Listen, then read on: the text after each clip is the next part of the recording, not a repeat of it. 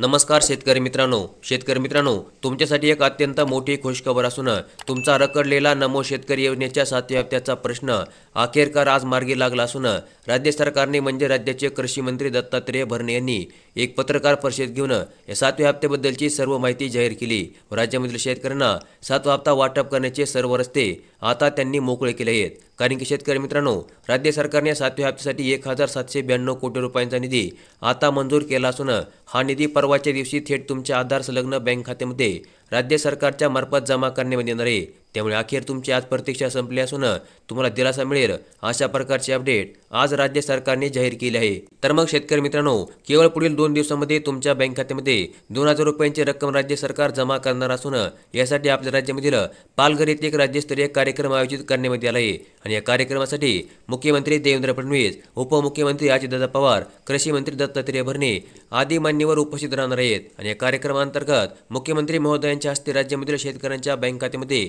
प्रति शेतकरी 2000 रुपयांची रक्कम आता जमा करण्यात येणार आहे। अशा प्रकारची अधिकृत अशी माहिती स्वतः राज्याचे कृषी मंत्री दत्तात्रय भरणे यांनी आज जाहीर केली आहे आणि त्यांच्या त्या पत्रकार परिषदेचा लाईव्ह व्हिडिओ देखील आपल्याकडे उपलब्ध आहे, परंतु आम्ही तुम्हाला तो या ठिकाणी दाखवू शकत नाही आहोत। तर मग शेतकरी मित्रांनो, मागील 2 दिवसापासून राज्य सरकार हा 7वा हप्ता वाटप करण्याची तयारी करत होते, परंतु अखेरकार या 7व्या हप्त्याचा मुहूर्त ठरला असून यासाठी राज्यामधील 95 लाखांपेक्षा जास्त शेतकरी पात्र आहेत व जे शेतकऱ्यांची केवायसी पूर्ण असेल आणि ज्यांना पीएम किसान योजनेचा 20वा हप्ता मिळाला असेल, केवळ या शेतकऱ्यांच्या बँक खात्यामध्ये नमोचा 7वा हप्ता आता जमा करण्यात येईल असे देखील कृषी मंत्री महोदयांनी जाहीर केले आहे। यासोबतच मागील 8 दिवसांमध्ये राज्यामध्ये झालेल्या अतिवृष्टीमुळे बाधित शेतकऱ्यांसाठी देखील तात्काळ त्यांचे पंचनामे करून त्यांना देखील अतिवृष्टी नुकसान भरपाईचे वाटप आता करण्यात येईल अशा प्रकारचे देखील आश्वासन कृषी मंत्री दत्तात्रय भरणे यांनी शेतकऱ्यांना दिले आहे व यासोबतच ज्या शेतकऱ्यांना 2024चा रखडलेला पीक विमा अजून देखील त्यांच्या बँक खात्यामध्ये जमा झाला नाही, त्यांचे देखील पैसे